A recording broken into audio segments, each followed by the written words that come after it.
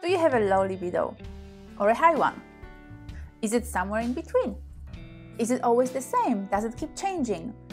And if it does, what does it depend on? Could you even define your libido if somebody was to ask? My name is Helena Nista and I am a sex therapist and a tantra practitioner. I make videos about great sex, legendary pleasure, about tantra and passionate relationships. And today we're going to be busting the libido myth. For most of my life, I was convinced that I had no libido. I never desired sex in my 20s. My curiosity about sex and my drive towards sex was basically based in my head. It was based on a curiosity about how different people did it.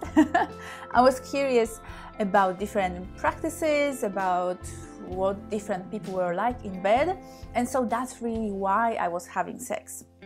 But then once I was in a relationship, there was nothing more to explore, no more curiosity.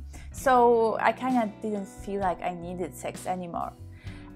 Worse still, I couldn't even derive a lot of pleasure from sex because I was really repressed sexually. And so I was basically just having sex to satisfy my partner, because people in relationships are meant to have sex, right? When I discovered Tantra and started to heal myself sexually, that's when things started to really shift for me, because I realized that sex can be actually very pleasurable and orgasmic, and I started to want to have sex. So I started to experience libido for the first time in my life. Yet I could still go on for months and months without having sex at all when I was single, and the quality of my life would not be diminished by the lack of sex. The desire for sex was more based on the experience of actually meeting someone special and on wanting to share that passion and sexual pleasure with that someone special. We've learned to understand libido as a biological drive, as a need that calls to be satisfied. Yet, from everything I've learned in my own experience and from my clients over the years, this doesn't really seem accurate. When I work with couples who come to me with sexual frustration, usually it comes from the fact of these mismatched libidos. One of them wants sex more than the other, and that leads to a lack of satisfaction.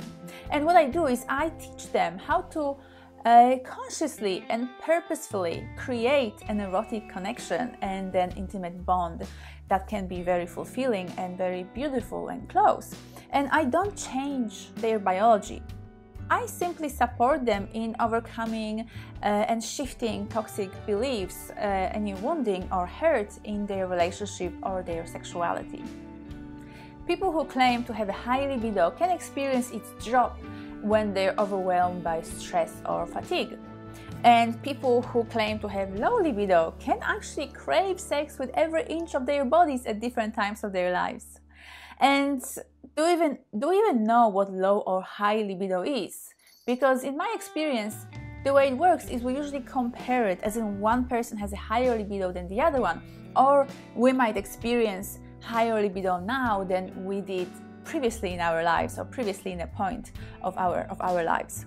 On top of that, there's also this whole conditioning that comes into our approach to sexuality and our libido based on how we were raised, where we grew up, etc.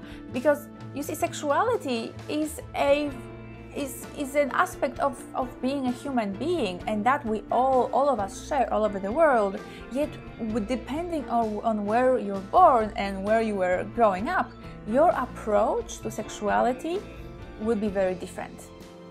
Yes, a part of it is biological and is driven by our hormones, but to leave the notion of libido at that seems incorrect.